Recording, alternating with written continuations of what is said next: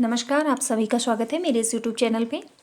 हम पढ़ रहे हैं कक्षा 7 की हिंदी की पाठ्यपुस्तक बसंत भाग 2 का 11वां पाठ रहीम के दोहे।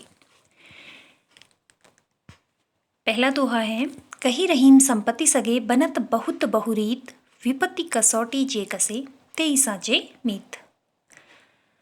प्रस्तुत दोहे में रहीमदास जी सच्चे मित्र की विशेषता बताते हैं। वे कह रहे हैं, कही रहीम संपत्ति सगे बनत बहुत बहुरीत। रहीमदास जी का कहना है कि जब व्यक्ति के पास में संपत्ति होती है तो उसके जो सगे हैं वे बहुत बन जाते हैं और बहुत तरीके से बन जाते हैं। बहुरीत अर्थात बहुत रीतियों से, अर्थात बहुत तरीके से उनके बहुत से लोग उस व्यक्ति के सगे बन जाते हैं। विपत्ति कसौटी जे कसे तेई साचे मीत। किंतु विपत्ति रूपी कसौटी पर जो कसते हैं अर्थात जो खरे उतरते हैं, तेई मतलब वे ही साचे मित्र अर्थात सच्चे मित्र होते हैं। अर्थात संपत्ति होने पर व्यक्ति के बहुत तरीकों से और बहुत से सगे बन जाते हैं, लेकिन सच्चा मित्र वही होता है जो विपत्ति रूपी कसौटी पर खरा उतरता है, अर्थात विपत्ति आने पर भी साथ नहीं छोड़ता है। अगला दोहा है, जाल परे जल जात बही, तजी मीनन को मोह, रहीमन मछरी नीर को तऊ न छाड़ती छोह। प्रस्तुत दोहे में रहीमदास जी मछली के नीर अर्थात पानी के प्रति मोह के बारे में बता रहे हैं। वे कहते हैं, जाल परे जल जात बही। जब मछली को पकड़ने के लिए जाल डाला जाता है और जो मछली है वो जाल में पड़ जाती है अर्थात जाल में फंस जाती है, जल जात बही, तो जो जल है वह उस जाल से बाहर बह जाता है। तजी मीनन को मोह, तब वह जो नीर है वह मीनन अर्थात उस मछली का मोह तज कर अर्थात छोड़कर जाल से बाहर बह जाता है। रहीमन मछली नीर को तऊ न छाड़ती छोह।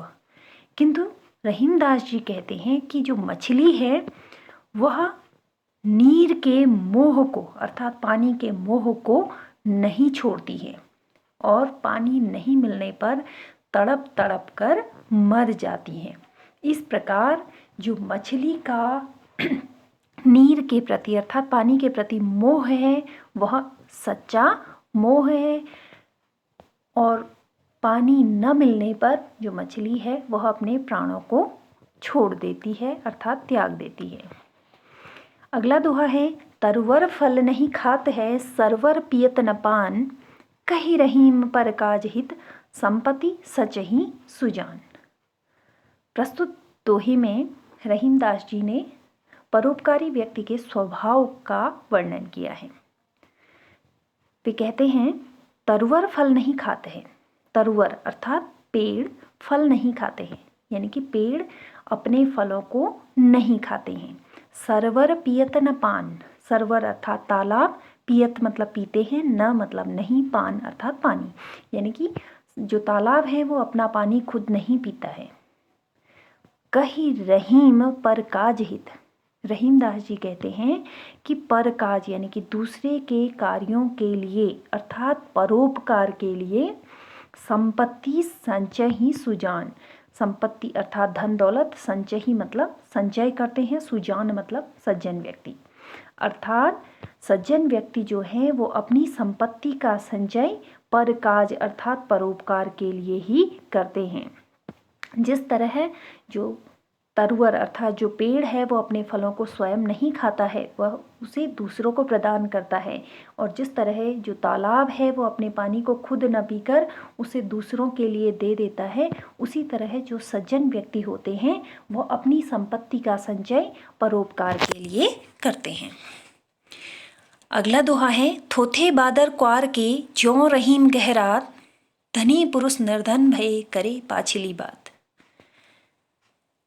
प्रस्तुत दोहे में रहीमदास जी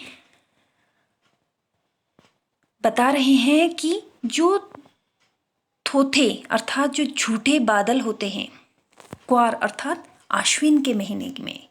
आश्विन के महीने के जो बादल होते हैं वो थोथे होते हैं अर्थात झूठे होते हैं। जो रहीम गहरात, जो क्या करते हैं, गहरात अर्थात गरजते हैं, अर्थात वो केवल गरजते हैं, वो बारिश नहीं करते हैं।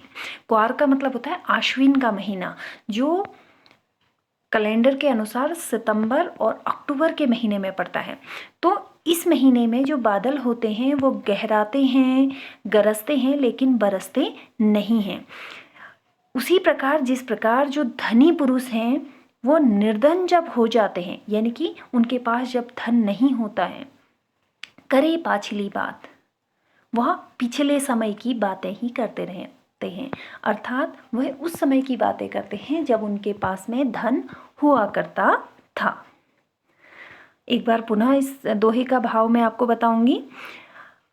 जिस प्रकार थोथे जो आश्विन के महीने के बादल होते हैं वह झूठे होते हैं, वह केवल गरजते हैं, बरसते नहीं हैं, उसी प्रकार धनी पुरुष जब निर्धन हो जाते हैं तो वह अपनी संपन्नता के समय की ही बातें करते रहते हैं। अगला दोहा है, धरती की सी रीत है शीत घाम और मेह, जैसी परे सो सही रहे त्यों रहीम यह दे। प्रस्तुत दोहे में रहीमदास जी ने धरती की तुलना हमारे शरीर से की है, हमारे देह से की है, अर्थात हमारे देह की तुलना धरती से की गई है। धरती की सी रीत है शीत घाम और मेह, धरती के समान ही इसकी रीत है। जिस प्रकार शीत अर्थात ठंड, घाम अर्थात धूप या गर्मी, मेह अर्थात बादल या बारिश धरती झेल लेती है। जैसी परे सो सही रही, जैसा भी उसके ऊपर पड़े, चाहे उसके ऊपर ठंडा हो, धूप हो या बारिश हो, उसे वह सहन कर लेती है। त्यों रहीम यह देह, उसी प्रकार हमारा यह शरीर भी है। इस पर जिस भी प्रकार का वातावरण हो या वातावरणीय प्रभाव हो, उसे हमारा शरीर झेल लेता है। इस प्रकार इस दोहे के माध्यम से हमारे शरीर की तुलना धरती से की गई है। जैसे कि धरती अपने ऊपर पड़ने वाले ठंड, गर्मी और बारिश को जैसे भी उसके ऊपर पड़ते हैं उसे सह लेती है, उसी प्रकार हमारी यह देह, हमारा यह जो शरीर है वह भी सभी प्रकार की परिस्थितियों को झेल लेता है। आशा है आप लोगों को भाव समझ में आया होगा। धन्यवाद।